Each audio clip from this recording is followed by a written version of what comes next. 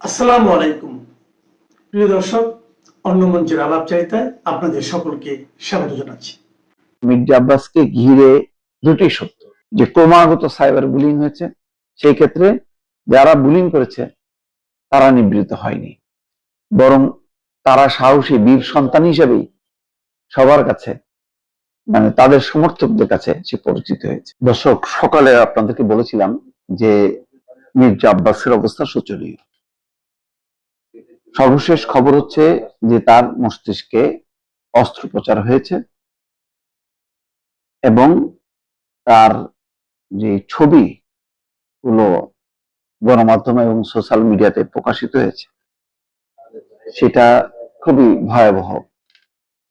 আরো খবর হচ্ছে যে পরিবারের পক্ষ থেকে যে পরিকল্পনা নেওয়া হয়েছিল যে এয়ার অ্যাম্বুলেন্সে করে তাকে সিঙ্গাপুরে নেওয়া হবে, শেষ পর্যন্ত সেটাও বাতিল করা হয়েছে। কারণ মির্জা আব্বাসের শারীরিক অবস্থা এখন এমন এক পর্যায়ে যে এই অবস্থায় তাকে বাইরে নেওয়ার মতন সেই অবস্থায় নেই।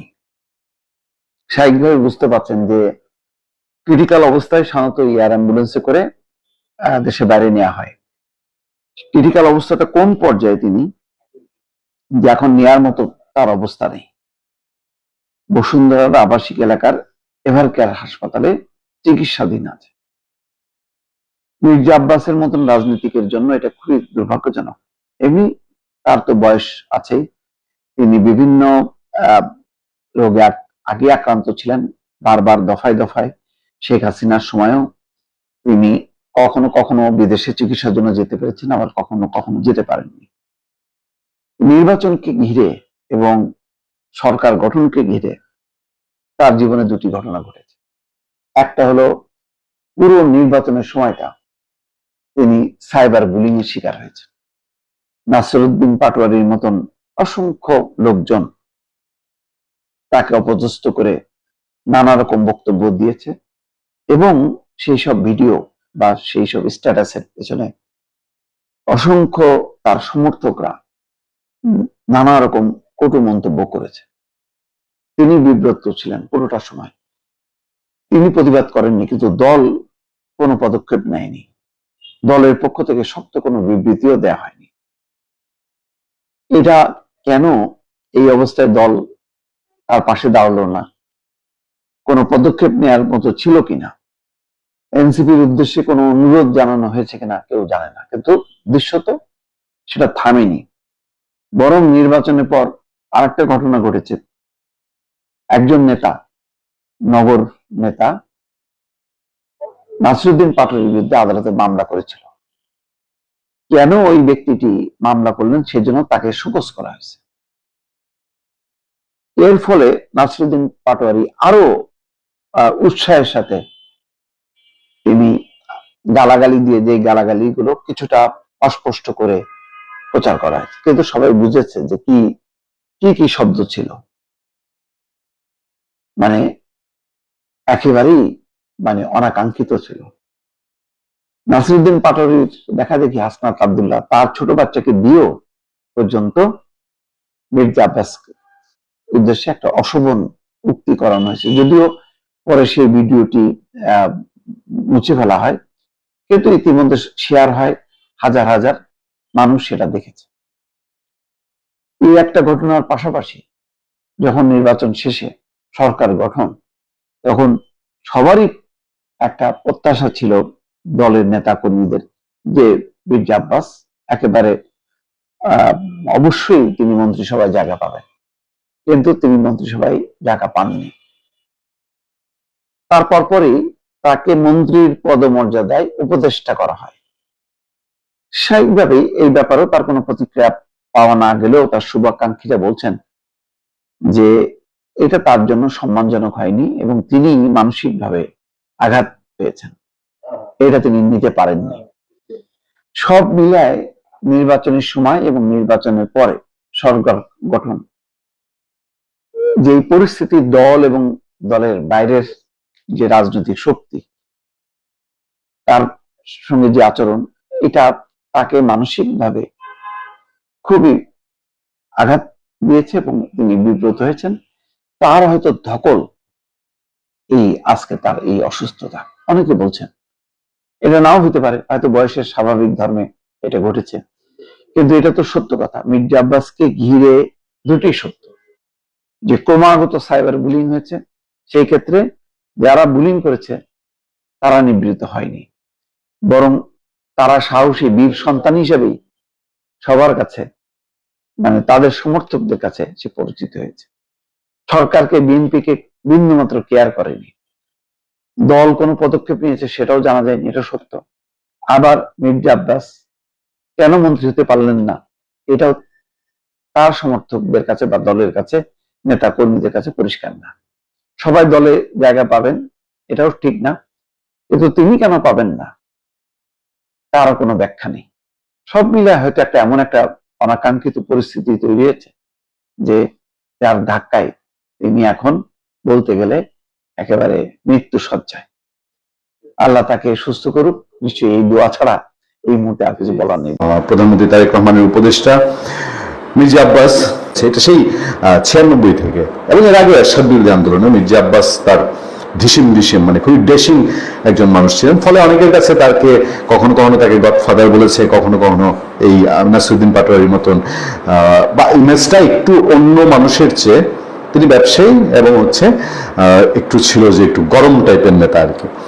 এবং মির্জা আব্বাসকে অনেক সময় মানুষ বাইরে উত্তেজিত দেখেছে, কিন্তু আমি একটু স্মৃতিচারণ করতে চাই। আমার দেখা মির্জা আব্বাস, আমি অসংখ্যবার বক্তৃতা, সমাবেশ এবং ব্যক্তিগত ইন্টারভিউ না হলেও শখানেক ইন্টারভিউ ওনার ব্যক্তিগত এবং ওনার প্রেস কনফারেন্স কভার করেছি। তো আমার কাছে মনে হয়েছে লোকটা, আমি যতটুকু একদম, এবং আমার একটা ছোট্ট স্মৃতি আপনাদেরকে বলি যে মির্জা আব্বাস আসলে একটু সাদা সিধা টাইপের, মানে তার যে এই যে একটা ডেশিং ভাব প্রতিষ্ঠিত হয়েছে না, এটা আসলে মানে পারিপার্শ্বিকতা সব মিলিয়ে ঢাকার মানুষের মধ্যে একটা রংবাজ ব্যাপার থাকে, সাদা লুঙ্গি, সাদা ফতুয়া, সেই ব্যাপারটার মধ্যে বাংলা সিনেমায় ফুটায় তুলতে এর বাইরে বেশ সাদা মাটা একটা ছোট্ট স্মৃতি বলি। একবার সালাউদ্দিন কাদের চৌধুরী একটা ইন্টারভিউ করলাম। ইন্টারভিউতে আমার কোনো প্রশ্ন ছিল না, আমার কোনো উদ্দেশ্য ছিল না, কি প্রসঙ্গে যেন বিএনপি প্রসঙ্গে বলেছি, এই আওয়ামী লীগ গভর্নমেন্ট আসার পরে বোধ হয়, হ্যাঁ পরে 2008-9 দিকে বা গত কেয়ারটেকার গভর্নমেন্টের সময় যদি মনে পড়ে। এটা সোশ্যাল মিডিয়া এখনো আছে, এটা ভাইরাল একটা ইন্টারভিউ। তখন সোশ্যাল মিডিয়া তো শক্তিশালী না, কিন্তু ওই ইন্টারভিউটা কিভাবে যেন সোশ্যাল মিডিয়া আস্তে আস্তে চলে এসেছে দেশ টেলিভিশনে। তিনি ওই যে একটা মন্তব্য করেছিলেন যে আমাদের দুই নেত্রী, তৎকালীন দুই নেত্রী সম্পর্কে, একজন পিতৃ শোকে পাগল, একজন পুত্র শোকে পাগল। তো এই মন্তব্যের পরে সালাউদ্দিন কাদের চৌধুরীর বিরুদ্ধে, তার তো এন্টি পার্টি ছিল বিএনপিতে, তিনি স্পষ্ট কথা বলতেন, বিএনপির সত্যিকার যে প্রবলেমগুলো এগুলো মিডিয়াতে বলে ফেলতেন ওপেন, ওনার ভেতরে প্যাচগুজ ছিল না। ওই বক্তব্য ধরে বিএনপি থেকে বেচারা বহিষ্কারই হয়ে যান এবং তাকে নিয়ে চট্টগ্রামে মিছিল হয়, ঢাকায় মিছিল হয়। সেই সিচুয়েশনে সালাউদ্দিন কাদের চৌধুরীর পক্ষে ওপেন মিডিয়াতে কেউ কথা বলে না। যে এক দুইজন মানুষ ছিলেন, আমাকে বিএনপি একজন মানুষ আমাকে বললেন, বেগম খালেদা জিয়ার খুব কাছের, যে ভাই সালাউদ্দিন কাদের চৌধুরীর এরকম একটা আপনি ফলসে ফেলায় দিলেন। আমি বললাম যে ভাই আমি ফলসে ফেলি নাই, আমি ইন্টারভিউ করছি, ওই ইন্টারভিউ বলে ফেলছি, আমি প্রচার করছি, হ্যাঁ, আর আমার টেলিভিশন যেহেতু পাইছে প্রচার করছে, তো বলে তাহলে ওনার পক্ষে একটা লোক কথা বলবে, সেটা হলো মির্জা আব্বাস, আপনি মির্জা আব্বাসের একটা ইন্টারভিউ নেন। তো আমি মির্জা আব্বাসের এখানে গেলাম, তার সেই শাহজাহানপুরের বাসায়, সেখানে ইন্টারভিউ হলো। তার আশেপাশের যারা তার সেই সময় পিএস ছিলেন তারা আছেন এখন, তাদের হয়তো মনে আছে। তো উনি প্রায় আধা ঘন্টা হয়তো ইন্টারভিউ, এবং তাতে সালাউদ্দিন কাদের চৌধুরীর ফেভারে বললেন। বলার পরে তখন ক্যাসেট ক্যামেরা, আমাদের আজকালকার যুগে স্মার্ট ক্যামেরা বা ডিভাইস নাই, তো ওই ক্যাসেট ক্যামেরায় রেকর্ড হওয়ার পরে হঠাৎ কে যেন সে আব্বাসকে কানে কানে কি একটা বললো।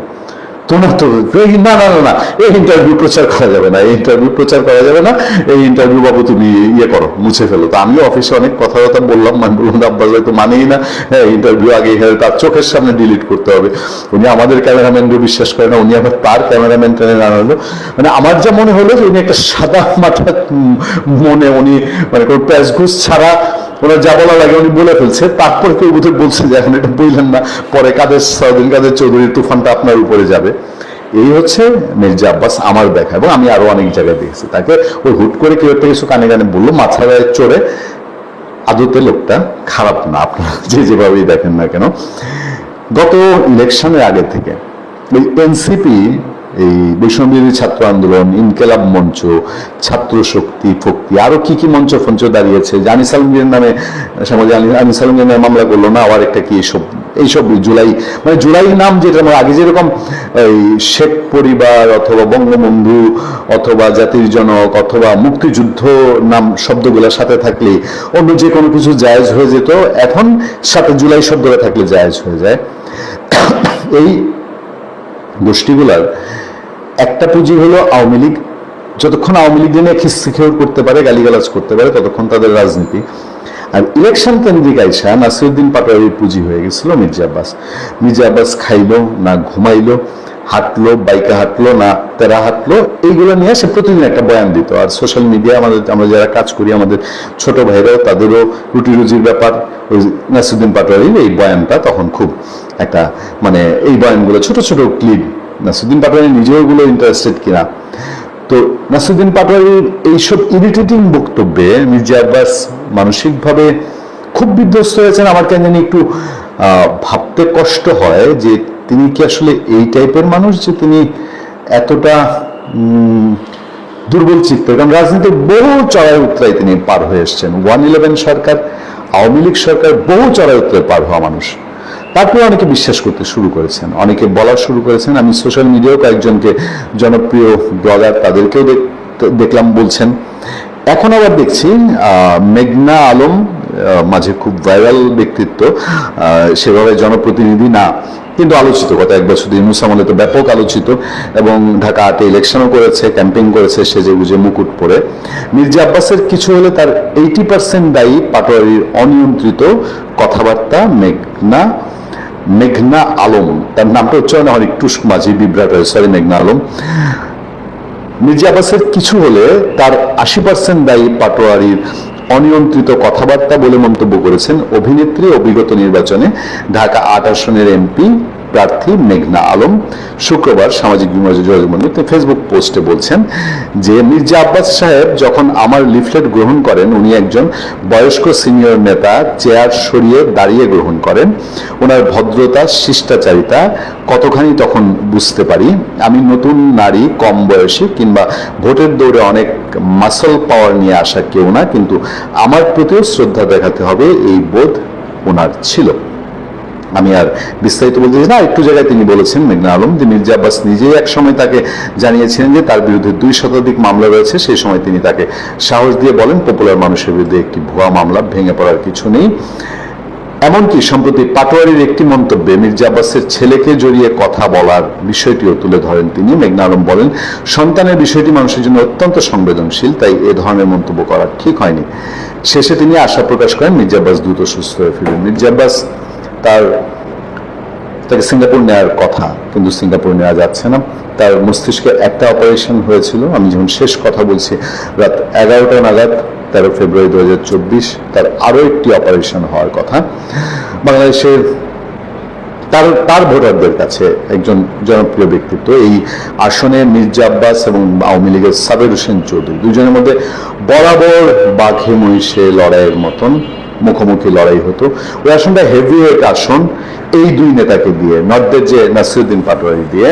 এবং এবারে মেটিকুলাস ডিজাইন বলেন বা ভাগবটরার নির্বাচন বলেন, এই নির্বাচনে নাসিরউদ্দিন পাটোয়ারির যে আওয়াজ, এটা এই নির্বাচনের জন্য আওয়াজ। এখানে যদি সাবির হোসেন চৌধুরী এখন 1 কদম ফেলেন, নাসিরউদ্দিন পাটোয়ারিদের লক্ষ কদম পেছনে ছুটতে হবে।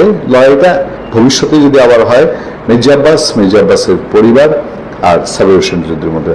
সুতরাং পাটোয়ারির এইসব বক্তব্য ইরিটেট যদি করে থাকে মির্জা আব্বাসকে, আমি জানি না, মেঘনা আলমরা বলছেন, সোশ্যাল মিডিয়ায় বলা বলি হচ্ছে, এতটা কি পাটোয়ারির বাড়াবাড়ি করা ঠিক হয়েছিল কিনা।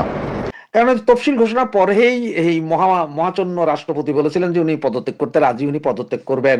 এরপরে আবার বলছেন যে যদি বিএনপি চায় তাহলে উনি ওনার টার্ম পুরোটা শেষ করতে হবে। দুটোটা কথাই কিন্তু বলছেন, মানে 2 দিকে খুশি রাখছেন। কারণ প্রথমটা বলার পরে আবার বলছেন যে না আপনি এটাও বলেন, তখন এইটাও বলছে। এতে ওনার যেভাবে ইচ্ছে সেভাবে করে, তা আমার আর আপনার কিছু করার নাই। তো বিএনপির তারেক রহমান হাসার কারণ আছে। তার কারণ হচ্ছে সে আসছিল মানে যে দেখো রাষ্ট্রপতি গাইল দিতেছে। কারণ আমার যতটুকু মনে হয় কি জানেন, এই যে এদের সামনে তো 2টা পথ, জামাত এনসিপির সামনে 2টা পথ। একটা হচ্ছে যে জুলাই সনদ আনতে হবে, রাষ্ট্রপতিকে বহিষ্কার করতে হবে, ইমপিচমেন্ট করতে হবে, জেলে নিতে হবে, ফাঁসি নিতে হবে, জাহান্নাম করতে হবে, বহুত কিছু। আর আমার যেটা মনে হয় কি জানেন, এর দুটোটাই ঝুলিয়ে রাখবে তারেক। তারেক দুইটাই ঝুলিয়ে রাখবে, মানে জুলাই সনদ করবে না, রাষ্ট্রপতিকে রাখবে, পরে ওদের চয়েস দিবে তোমরা কোনটা চাও, রাষ্ট্রপতির বহিষ্কার না জুলাই সনদ, দুইটার একটা বাসো, দুটোটা হবে না। আর এগুলা নিয়ে এই রাষ্ট্রপতি আর জুলাই সনদ নিয়ে সংসদ গরম করবে, কারণ অন্য কিছু নিয়ে তো গরম করার নাই, কারণ দুর্ভিক্ষ চলবে ভাই। আর 3 মাস পরে সারা পৃথিবী দুর্ভিক্ষের মধ্যে পড়ছে, আর বাংলাদেশ কোন ছাড়। এগুলা নিয়ে একটা হইয়ে দুর্ভিক্ষের অবস্থা, তো এগুলো নিয়ে যাতে মানুষ কথা না বলে, মানুষ যাতে খালি বারবার দেখে যে এইখানে আন্দোলন, এরা সংসদের ভিতরে কাউ ওরা কুত্তার মতন, এগুলো দেখার জন্য আপনার থাকবে। তো এই পরিস্থিতিতে শেষ পর্যন্ত যদি এমনও হয় যে হয়তো জুলাই সনদ বাদ দিয়ে রাষ্ট্রপতিরে সরাইতে পারে, বা যদি জুলাই সনদের কিছু কিছু যেটা নোট অফ ডিসেন্ট দিয়ে ওনারা বাকি এগুলো যদি মেনে যদি আনেও রাষ্ট্রপতিকে সরায়, তাহলে বিএনপিতে একজন বিশ্বস্ত রাষ্ট্রপতি লাগবে। বিএনপি আওয়ামী লীগের মতন বোকাচোদা না, বিএনপি বহুত শেয়ানা মাল, এটা আপনারা বিশ্বাস করেন চাই না করেন। বিএনপির সেই 91-এর সেই নিজেদের রাষ্ট্রপতি, 2001-এর রাষ্ট্রপতি,